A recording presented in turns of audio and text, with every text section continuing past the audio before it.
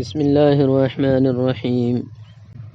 محترم حضرات، گزشتہ کل 14 جنوری 2025 کو پورا صوبہ آسام کے تمام علماء و مشائخ اور تمام حفاظ و قراء حضرات، اسی طرح سے دیگر تبلیغی جماعت سے منسلک کچھ ذمہ داران حضرات کا ایک بہت بڑا مجمع ہوا، ایک بہت بڑی مجلس ہوئی۔ اس مجمع اور اس مجلس میں تقریباً 2-2.5 ہزار علماء کرام نے شرکت کی، جس میں آسام کے مایہ ناز علماء، آسام کے مفتیان کرام اور حفاظ قراء حضرات تشریف لائے ہوئے تھے۔ اس مجمع کے لیے اور اس مجلس کے لیے آسام کے تمام علماء اور حفاظ کو دعوت دی گئی۔ اس میں جو حضرات بہت دور دراز کے ہیں، وہاں سے معمولی لوگ آئے ہیں، بہت سارے حضرات نہیں آئے ہیں۔ اسی طرح سے کچھ حضرات ایسے بھی ہیں جو عذر کی بنیاد پر تشریف نہیں لائے۔ ان میں کچھ حضرات معمر ہے، عمر رسیدہ ہے، وہ حضرات بھی تشریف نہیں لا پائے۔ لیکن جب اس مجلس کو بلانے والے منتظمین کی طرف سے ان کو دعوت دی گئی تو ان لوگوں نے اپنا عذر پیش کیا۔ البتہ آگے انہوں نے یہ بات کہی ہے کہ آپ حضرات جو بھی فیصلہ کرے ہم آپ کے ساتھ ہیں، جو بھی فیصلہ ہو اس کے مطابق جو دستخط آپ لیں گے اس میں ہم بھی اپنی طرف سے دستخط کریں گے، وہ ہمارے پاس پہنچائیے، ہم دستخط کر دیں گے۔ اس طرح کر کے تقریباً سارے علماء نے وعدہ کیا۔ اس طرح ہماری یہ دعوت جن جن تک پہنچی ہے، اور ہمیں امید ہے تقریباً آسام کے سارے علماء کے پاس یہ دعوت پہنچی ہے، اور سب نے ایک زبان ہو کر اس پروگرام اور اس مجلس میں جو بات آئے ان سب کی تائید اور حمایت کرنے کا وعدہ کیا ہے۔ اس طرح اگر ہم یہ کہیں کہ آسام کے مکمل علماء حفاظ و مشائخین نے کل کے اس مجلس میں دعوت و تبلیغ سے متعلق خاص کر مولانا سعد صاحب اور ان کے حامیوں کے نظریات اور ان کے حامیوں سے متعلق جو فیصلہ لیا ہے، اس فیصلہ پر تقریباً آسام کے سارے علماء متفق ہیں۔ الا ماشاءاللہ 2-4 علماء ہو سکتے ہیں جو اس میں متفق نہیں ہیں، ورنہ سارے علماء متفق ہیں۔ میں آج آپ کے سامنے علماء آسام نے جو فیصلہ لیا ہے کل کی اس مجلس میں جو فیصلہ لیا ہے وہی میں آپ کے سامنے سناتا ہوں۔ مجھے امید ہے کہ ہم اس کو غور سے سنیں گے اور اس فیصلے پر ہم سب عمل کرنے کی کوشش کریں گے۔ علماء آسام کا یہ فیصلہ ہے، غور سے سنیں۔ یہ فیصلہ ہے، سب سے پہلے عنوان ہے مولانا محمد سعد صاحب کاندھلوی کے نظریات کے بارے میں علماء آسام کا متفقہ موقف، یہ عنوان ہے۔ اس کے بعد آگے لکھتے ہیں تبلیغی جماعت اشاعت دین اور دعوت دین کی ایک اہم جماعت ہے جس کو ہمیشہ اکابر دیوبند کی سرپرستی حاصل رہی، جس کے نتیجے میں اس جماعت کے عقائد و نظریات اہل السنہ والجماعت کے ہی عقائد و نظریات رہے۔ لیکن چند سالوں سے جماعت کے ایک نمایاں ذمہ دار مولانا محمد سعد صاحب نے کم علمی کی وجہ سے اپنے اکابر سے ہٹ کر ایک دوسری راہ اپنائی اور مرکز نظام الدین کی ساکھ کا فائدہ اٹھاتے ہوئے جماعت کو اپنے غلط نظریات کی ترویج کا ذریعہ بنا دیا۔ علماء امت نے اس چیز کو محسوس کیا اور اپنے طور پر اصلاح کی کوشش بھی کی، لیکن کوئی کوشش کارگر ثابت نہیں ہوئی۔ بالآخر احقاق حق اور ابطال باطل کا علمبردار مرکز دارالعلوم دیوبند نے کئی بار فہمائش اور خط و کتابت کے بعد 2016 عیسوی 1438 ہجری میں ایک مضبوط موقف جاری کیا، جس میں اس کی وضاحت کی گئی تھی کہ مولوی محمد سعد صاحب کم علمی کی بنا پر اپنے افکار و نظریات اور قرآن و حدیث کی تشریحات میں جمہور اہل سنہ والجماع کے راستے سے ہٹتے جا رہے ہیں، جو بلا شبہ گمراہی کا راستہ ہے۔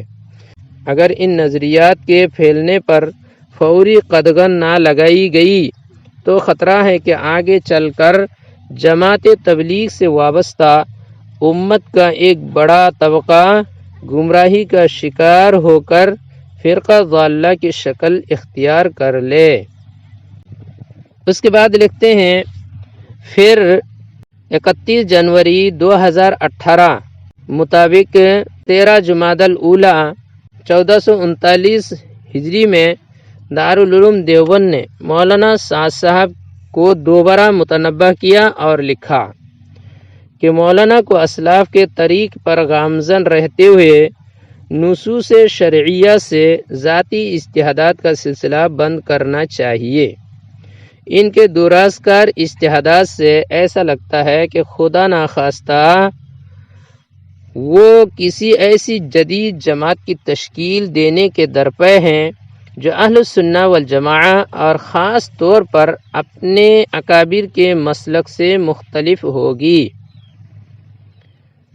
پھر 5 سال کے طویل وقفہ کے بعد 2023 عیسوی 1444 ہجری میں دارالعلوم دیوبند نے علماء بھوپال کی استفتاء پر تیسرا مفصل فتویٰ جاری کیا، جس میں لکھا کہ 31 جنوری 2018 کے بعد سے دارالعلوم دیوبند کے پاس مولانا سعد صاحب کے جو بیانات موصول ہوتے رہے، ان کو پڑھ کر بلا تردد یہ بات لکھی جا سکتی ہے کہ معاملہ صلاح کے بجائے غلط اجتہادات، دین و شریعت میں تحریفات اور خود ساختہ نظریات پر اصرار کی طرف بڑھتا ہی جا رہا ہے، اور معاملہ جزوی غلط بیانی کا نہیں ہے بلکہ کج فکری، کم علمی اور اہلیت نہ ہونے کے باوجود اجتہاد و استنباط پر جسارت کا ہے، جس کی وجہ سے تحریفات کا ایک مستقل سلسلہ جاری ہے۔ دارالعلوم کی ان فتویٰ کو بیان کرنے کے بعد علماء اسام اپنی طرف سے لکھ رہے ہیں، افسوس صد افسوس، دارالعلوم دیوبند نے جس خطرے اور اندیشہ کا اظہار کیا تھا وہ سامنے آتا جا رہا ہے۔ 8 سال سے زیادہ وقفہ گزر چکا ہے، لیکن مولانا اپنے غلط افکار پر ابھی تک بضد اور مصر ہے۔ اصلاح کے لیے اتنی لمبی مدت ملی، لیکن ان کے گمراہ کن نظریات پہلے سے زیادہ پختہ ہوتے چلے گئے اور ان کے پیروکار عوام و خواص میں تیزی سے پھیل گئے ہیں، اور خطرناک پہلو یہ کہ مولانا کے متبعین ان کو مجدد اور مجتہد مان چکے ہیں اور کسی دوسرے معتبر عالم دین کو خاطر میں نہیں لا رہے ہیں۔ ان کی طرف سے جماعت کو شرمسار کرنے والے واقعات رونما ہو رہے ہیں۔ کتنے ائمہ کو احقاق حق کی وجہ سے مساجد سے علیحدہ کیا جا چکا ہے۔ گزشتہ 8 سالوں میں مولانا کو دنیا کے بڑے بڑے علماء نے خطوط لکھے، ان کے پاس براہ راست جا کر متنبہ کیا، ہمدردانہ اور خیرخواہانہ مشورے دیے، لیکن افسوس کہ کوئی کوشش کارگر ثابت نہیں ہوئے۔ ان کے غلط نظریات ہمارے صوبے کے عوام میں بھی تیزی سے پھیلتے جا رہے ہیں اور گمراہی اظہر من الشمس نظر آ رہی ہے۔ اس لیے ہم نے ایک عالم دین ہونے کی حیثیت سے مولانا کے قدیم و جدید بیانات کا از خود گہرائی سے جائزہ لیا ہے۔ 20 بیانات از اول تا آخر سنے ہیں اور دیانت دارانہ تحقیق کے بعد ہم اس نتیجے پر پہنچے ہیں کہ مولانا محمد سعد کے اندر تقریر کرنے، عوام سے بیعت لینے اور عوام کا دینی مقتدی بننے کی قطعاً اہلیت نہیں ہے۔ کیا کہہ رہے ہیں؟ مولانا محمد سعد کے اندر تقریر کرنے، عوام سے بیعت لینے اور عوام کا دینی مقتدی بننے کی قطعاً اہلیت نہیں ہے، ایک بات۔ اور ناخواندہ عوام کے لیے ان کا بیان سننا اور ان کے ماتحت دعوت و تبلیغ کا کام کرنا بڑی گمراہی کا سبب ہے۔ آگے اس کی وجہ بتا رہے، اس لیے کہ مولانا کو اپنی زبان پر قابو نہیں ہے، کم علمی کی وجہ سے وہ انبیاء علیہم السلام کی شان اقدس میں بھی بے ادبی کرتے ہیں۔ سیدنا حضرت سلیمان علیہ السلام، حضرت یوسف علیہ السلام، حتیٰ کہ خاتم النبیین حضرت محمد صلی اللہ علیہ وسلم پر بھی نکتہ چینی کر چکے ہیں اور تنبیہ کے باوجود ابھی تک رجوع نہیں کیا ہے۔ دوسری وجہ، ان کی اکثر تقریروں میں قرآن و حدیث کی غلط تشریحات، تفسیر بالرائے اور دین کی تحریف ہوتی ہے۔ تیسری وجہ، مولانا دعوت کی ایک مخصوص صورت ہی کو عین سنت اور عین سیرت کا نام دیتے ہیں اور دعوت کے دوسرے مشروع طریقوں کا انکار کرتے رہتے ہیں، گھڑا ہوا طریقہ بتاتے ہیں، تحریف کرتے ہوئے سارے نصوص کو اپنے ایجاد کردہ نئے طریقے کے ساتھ خاص کرتے ہیں، اور اس پر اتنے اصرار اور ضد ہے کہ علماء کی تحمیق و تجہیل تک کی جرأت کرتے ہیں اور عوام میں علماء کو بے وقار کرنے کی کوشش کرتے ہیں۔ یہ سب اہل بدعت کا طریقہ رہا ہے۔ آگے کہہ رہے، ابھی دسمبر 2024 میں بھوپال اجتماع منعقد ہوا جس کی تقریریں عام ہو چکی ہیں۔ ایک اقتباس ہم یہاں درج کر رہے ہیں جس کو پڑھ کر ہر شخص جس کے پاس ذرہ برابر بھی عقل و فہم اور علم صحیح ہوگی وہ اندازہ لگا سکتا ہے کہ بات کہاں تک پہنچ چکی ہے۔ مولانا نے تقریر کرتے ہوئے کہا، میں آپ سے 100 بار اللہ کی قسم کھا کر عرض کرتا ہوں۔ یہ مولانا قسم کھاتے ہیں، یہاں دیکھو قسم بھی سنیے کتنی بار کھا رہے ہیں، 100 بار۔ یہ مولانا کی بہت بڑی غلطی ہے، ہم تو یہی کہیں گے مولانا صاحب کی بہت بڑی غلطی ہے۔ مولانا یہ جو کرتے ہیں، قسم کیوں کھاتے ہیں معلوم نہیں، جھوٹ بولتے ہوں گے اس لیے زیادہ تر قسم کھانے کی ضرورت پیش آتی ہے۔ بہرحال مولانا کہہ رہے ہیں کہ میں 100 بار قسم کھا کر عرض کرتا ہوں کہ دعوت بدنی عبادت ہے۔ آپ سنیں کیا کہہ رہے، دعوت بدنی عبادت ہے، یہ کسی قلم سے، کسی رسالے سے، کسی اخبار سے، کسی ذریعے سے یہ فریضہ ادا نہیں ہوتا۔ آپ جتنے چاہے میسیج کر لیجئے، جتنے چاہے آپ پیغامات بھیج دیجئے دین کے، میں 100 بار قسم کھا کر کہتا ہوں آپ کے ذمے جو دعوت کا فریضہ ہے اللہ نے کیا ہے آپ کے ذمہ، وہ آپ کے بدن کے استعمال کے بغیر ادا نہیں ہوگا۔ جس طرح نماز آپ کے بدن کے استعمال کیے بغیر نماز ادا نہیں ہوگی، صاف بات ہے یہ زمانے کے انسان کو دھوکہ لگا ہے۔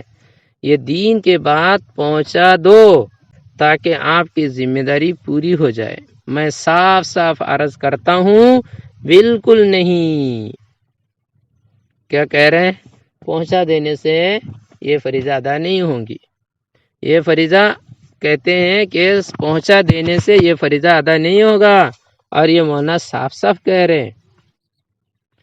آگے کہہ رہے، اس سے دعوت کا فریضہ صاف کہتا ہوں، میں صاف عرض کرتا ہوں بالکل نہیں، اس سے دعوت کا فریضہ ادا نہیں ہوتا۔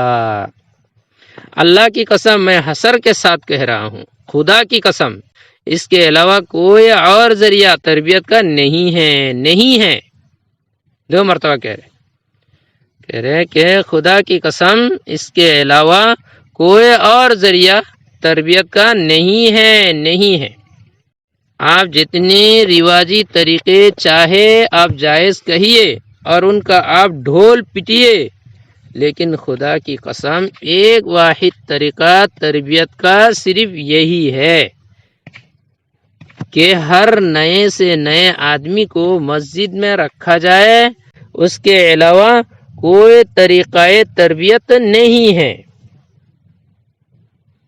اگر کوئی نیا طریقہ جو آپ لاتے ہیں تو وہ آپ کا گھڑا ہوا نیا طریقہ تربیت ہے۔ اگر کوئی نیا طریقہ جو آپ لاتے ہیں تو آپ کا گھڑا ہوا نیا تربیت ہے۔ اگر آپ کوئی تربیتی کیمپ اور کوئی تربیتی نظام مسجد سے ہٹ کر قائم کرتے ہیں تو یہ آپ کا گڑھا ہوا طریقہ تربیت ہے۔ یہ بات مولانا کہہ رہے۔ چوتھی وجہ بیان کر رہے ہیں، مولانا سعد صاحب بر صغیر کے معتبر دارالفتاء کی رائے کے خلاف عوام میں مسئلہ بتاتے ہیں اور دوسرے علماء پر نہایت نازیبہ الفاظ میں نکیر کرتے ہیں۔ انہوں نے قرآن و حدیث اور سیرت کے واقعات پر ایک مخصوص ذہنیت کے ساتھ غور و فکر کر کے غلط نتائج پیدا کرنے کی طرح ڈال لی ہے، اور سیرت کے نام پر صحابہ کرام رضی اللہ عنہم کی زندگی کا غلط نقشہ امت کے سامنے لا کر رکھ دیا ہے، اور عوام کے دل و دماغ میں یہ بات بٹھا دی ہے وہ دنیا میں سیرت کو سب سے زیادہ جاننے والے اور سب سے بڑے مجتہد اور مجدد ہیں۔ پانچویں وجہ بیان کرتے کہہ رہے کہ مسجد کے باہر دعوت و تعلیم کے نظام کو بے اثر، بے اجر اور خلاف سنت گردانتے ہیں۔ چھٹی وجہ بتاتے ہیں، اہل حق علماء نے اب تو جو بھی تنبیہات کی ہے اور خطوط لکھے ہیں، مولانا کسی کو بھی خاطر میں نہیں لائے اور ہمیشہ اپنی طرف سے ایسا جواب عام کیا جس نے عوام کی آنکھوں میں دھول جھونکنے کا کام کیا۔ چند مہینے پہلے شیخ الاسلام حضرت مولانا مفتی تقی عثمانی صاحب دامت برکاتہم نے ہمدردانہ اصلاحی کوششوں کے بعد ایک مفصل مکتوب لکھا جس میں مولانا کو متنبہ کیا کہ وہ ایسی باتیں نہ کرے۔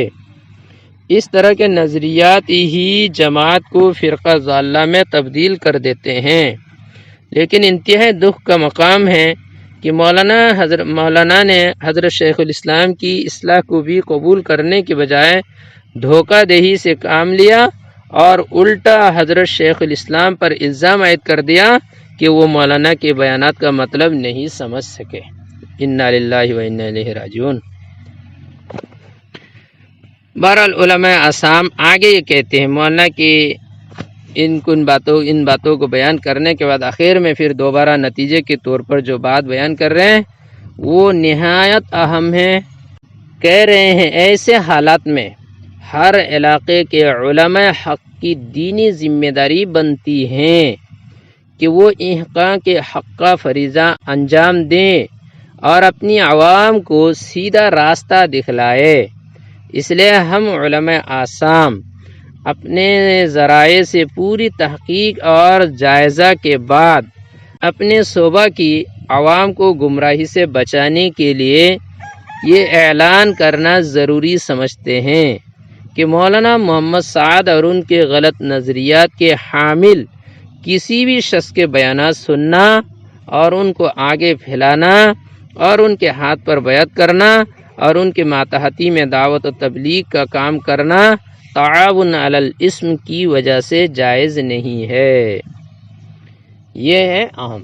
مولانا سعد صاحب کی تو حمایت کی تو دور کی مولانا سعد صاحب کی تو حمایت کی بات دور کی بات ہے، مولانا کے ساتھ جو لوگ مل جل کے کام کر رہے ہیں ان کی بھی حمایت کرنا کیا نہیں ہے، ان کے بیان سننا جائز نہیں ہے، ان کے باتوں کو پھیلانا جائز نہیں ہے، یہ بھی کیا ہے ان کے ساتھ مل کر دعوت تبلیغ کا کام کرنا یہ گناہ کے کام میں مدد ہے جو کہ شرعاً جائز نہیں ہے۔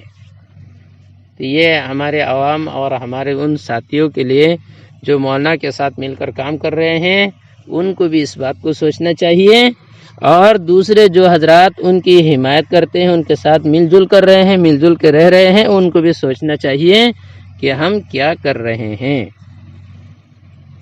آگے لکھتے ہیں دین و ایمان کے معاملہ میں عقیدت اور نسبت کوئی چیز نہیں ہوتی ہے.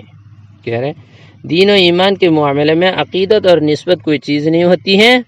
اس میں یہی کہہ رہے کہ مولانا سعد صاحب اپنی جگہ پر ہے، نظام الدین اپنی جگہ پر ہے، ان سے عقیدت ہے، لیکن دین کے مقابلے میں ان کی عقیدت کو ہم ترجیح نہیں دے سکتے ہیں. اس کے بعد کہتے ہیں البتہ دعوت کا کام اہم ہے. دعوت کا کام کیا ہے؟ اہم ہے. دعوت کے کام کرنا چاہیے. اس لیے دعوت کا کوئی بھی مشروع طریقہ اختیار کیا جا سکتا ہے. دعوت کا کام کرنا چاہیے، کوئی بھی کام سے کرنا ہے. اگر تبلیغی جماعت یہ بھی دعوت کا ایک کام ہے، لہذا اگر تبلیغی جماعت سے جوڑنا ہو تو ہم اکابر ثلاثہ کے نہج پر شورا کے ماتحت کام کرنے والوں کو صحیح اور حق پر سمجھتے ہیں اور اپنی عوام کو اسی رخ پر کام کرنے کا مشورہ دیتے ہیں. آخر میں یہ کہا. اس کے بعد وہاں جو علماء کرام موجود تھے ان علماء کرام سے دستخط لیے گئے، اور جو حضرات حاضر نہیں ہوئے تھے لیکن اپنی تحریر کے ذریعے سے تائید کی تھی، ان حضرات کی تحریرات بھی پڑھ کر سنائی گئی ہیں. اس طرح علماء اعصام کی طرف سے یہ فتویٰ جاری کیا گیا ہے. پورے فتویٰ کا نتیجہ یہ نکلا مولانا سعد صاحب اپنی غلط نظریات کی وجہ سے ناقابل اتباع ہے. مقتدی بننے کی ان کے اندر صلاحیت و قابلیت نہیں ہے. ان کو کوئی بھی مقتدی نہ بنائے. پہلی بات یہ ہو گئے پورے خلاصہ. دوسری بات یہ ہو رہی ہیں مولانا سعد صاحب کی جو بیانات ہیں وہ سب بیانات بھی نہیں سننا چاہیے. مولانا سعد صاحب کے ساتھ مل کر کام نہیں کرنا چاہیے. جو لوگ مولانا کے ساتھ مل کر کام کر رہے ہیں ان کے لیے گمراہ ہونے کا پورا اندیشہ ہے. مولانا کے ساتھ کام کرنا گمراہی کا سبب ہے. گمراہی کے سبب کا اندیشہ گمراہی کا سبب ہے، خود بولا ہے. اس لیے مولانا کے ساتھ کام نہیں کرنا چاہیے. آگے کہہ رہے کہ جماعت کا کام کرنا ہے، اہم کام ہے، کرنا ہے تو کس کے ساتھ کرنا ہے؟ اہل شورا کے ساتھ مل کر کرنا صحیح ہے. اس لیے اہل شورا کے ساتھ مل کر کرنا چاہیے. اہل شورا جو کر رہے ہیں اکابر ثلاثہ کے نہج پر وہ صحیح ہے. اس لیے ہمارے عوام کو چاہیے ان کے ساتھ مل کر ہی کام کریں. یہ ہے آسام کے علماء آسام کے اہم فیصلہ. اس فیصلے میں ہم غور کریں. ہم عوام کے لیے سوچنے کی بات یہ ہے کہ ہمارے سارے علماء یہ کہہ رہے ہیں کہ مولانا سعد صاحب کے ساتھ مل کر کام کرنے سے اپنے اندر گمراہی آ سکتی ہے. گمراہی کا سبب ہے ان کے ساتھ مل کر کام کرنا. یہ ان کے بیانات سننا یہ گمراہی کا سبب ہے. ان کے بیانات پھیلانا، ان سے بیعت کرنا، ان سے بیعت کرنا، ان کی اتباع کرنا، یہ ساری چیز کیا ہے؟ گمراہی کا سبب ہے. یہی فتویٰ اسی انداز کا فتویٰ بنگلہ دیش کے سارے علماء نے بھی دیا ہے. اس میں بھی مولانا سعد صاحب سے بھی اتنا تعلق جائز نہیں ہے. مولانا سعد کے جو حمایتی لوگ ہیں، جو مولانا کی غلط باتوں کی حمایت کرتے ہیں، ان کو پھیلانے کی کوشش کرتے ہیں، ایسے لوگوں کے ساتھ رابطہ رکھنا، ان کی مدد کرنا، ان کی نصرت کرنا، ان کی کسی بھی بیاہ شادی بیاہ اور دیگر کاموں میں شریک ہونا کچھ جائز نہیں ہے کر کے فتویٰ دیا ہے. ان کو مسجد میں کام کرنے کی اجازت دینا تک جائز نہیں ہے. یہ فتویٰ ان لوگوں نے دیا ہے. جو عوام حضرات ہیں ان سے میں اتنی بات پوچھوں گا، جب ہمارے سارے علماء یہ کہہ رہے کہ مولانا سعد صاحب کے ساتھ کام نہیں کرنا چاہیے، ان سے الگ رہنا چاہیے، ان کے حمایتیوں کے بھی ساتھ نہیں رہنا چاہیے، کیونکہ اگر ان کے ساتھ جائیں گے تو ہمارے اندر گمراہی آ سکتی ہے. کم سے کم یہ درجہ ہے. تو پھر ہم کیوں ان کے ساتھ جا رہے ہیں؟ ہم ان کے ساتھ کیوں جا رہے ہیں؟ ان کے ساتھ مل کر کیوں دعوت و تبلیغ کا کام کر رہے ہیں؟ دعوت و تبلیغ کا کام کرنا ہے، یہ تو سبھی کہہ رہے کام کرنا ہے، کیجئے، لیکن ایک گمراہ آدمی کے ساتھ کرنا اور اس طریقے سے کرنا جس کی وجہ سے ہمارے اندر گمراہی آ سکتی ہے، اس کی کیا ضرورت ہے؟ دعوت کا کام کرنا ہے تو ان لوگوں کے ساتھ کیجئے جن کو لوگ حق کہہ رہے، جیسے شورا کے بارے میں صاف صاف کہہ رہے ہیں کہ شورا کے ماتحت کام کرنے والے کو صحیح اور حق پر سمجھتے ہیں، اس لیے ہماری عوام ان کے ساتھ کام کرے۔ تو اس میں تو مسئلہ صاف ہو گیا۔ ہم اتنی بات کیوں نہیں سمجھ پا رہے ہیں کہ جس آدمی پر گمراہی کا فتویٰ دیا جا رہا ہے، جن کے ساتھ چلنے پر گمراہی آ سکتی ہے، جن کے پیروی کرنے والے کے بیان تک سننا جائز نہیں ہے، اور ان کو مسجد میں کام کرنے کی بھی اجازت دینے کی گنجائش نہیں، ایسے آدمی اور ایسی جماعت کے ساتھ مل کر ہم کام کیوں کرے جب ادھر دوسرا راستہ بھی ہمارے سامنے صاف صاف موجود ہے؟ ہم کیوں نہیں سمجھتے ہیں؟ اپنی ایمان اور اپنے اعمال سے کوئی محبت نہیں ہے، اپنے ایمان اور اعمال کو بچانے کی کوشش کرنا چاہیے۔ اس لیے میں تو یہی کہوں گا، علماء اعصام نے جو فیصلہ لیا ہے، میں اپنے تمام مسلمان بھائیوں سے انتہائی عزیزانہ گزارش کروں گا، اپنے ایمان و اعمال کے بچانے کے لیے علماء اعصام کا جو فیصلہ ہے، اسی طرح علماء بنگلہ دیش نے جو فیصلہ لیا ہے، اور یہ فیصلہ در حقیقت دارالعلوم دیوبند کا جو فیصلہ ہے وہی ہے۔ اس میں تھوڑا سا آگے بڑھ کر یہی فیصلہ دارالعلوم نے کہا تھا کہ مولانا سعد صاحب کے پیچھے چلنے سے گمراہی آ سکتی ہے، اور مولانا کے غلط نظریہ سے لوگوں کو بچنا ضروری ہے۔ 8-9 سال ہو گیا، مولانا نے اپنے نظریات کو درست نہیں کیے ہیں، بلکہ مزید بڑھتے جا رہے ہیں۔ اس لیے اب علماء آگے بڑھنے پر مجبور ہو گئے کہ جب مولانا اصلاح نہیں کر رہے ہیں تو مولانا کے ساتھ چلنا ناجائز گمراہی، مولانا کی حمایت کرنے والے کے ساتھ بھی چلنا گمراہی۔ ظاہر سی بات یہ ہوں گی، جب مولانا ہی گمراہ ہے تو مولانا کے ساتھ چلنے والے بھی گمراہ ہوں گے، جب وہ ان گمراہوں کے ساتھ جو چلیں گے وہ بھی گمراہ ہوں گے۔ اس لیے لوگ اب مجبور ہو گئے یہ کہنے پر کہ مولانا سعد صاحب کے ساتھ بھی نہ چلے، ان کے ماننے والوں کے ساتھ بھی نہ چلے۔ یہ تو علماء مجبور ہو رہے ہیں۔ اس لیے میں اپنے عوام سے کہوں گا کہ یہ فیصلہ جو لیا ہے اس فیصلے پر عمل کریں، اور مولانا سعد صاحب سے بالکل الگ تھلگ رہنے کی کوشش کریں۔ جماعت کا کام اہل شورا کے ساتھ مل کر کریں، اور آپسی اختلاف بالکل ختم کریں۔ سب اگر ایک ہو کر اہل شورا کے ساتھ کام کرنے میں لگ جائیں گے، کوئی اختلاف نہیں رہے گا انشاءاللہ تعالی۔ اللہ تعالی ہم سب کو صحیح راہ پر کام کرنے کی توفیق عطا فرمائے، اور تمام غلط طریقے سے ہم سب کو بچنے کی بھی توفیق دے۔ وآخر دعوانا الحمدللہ رب العالمین۔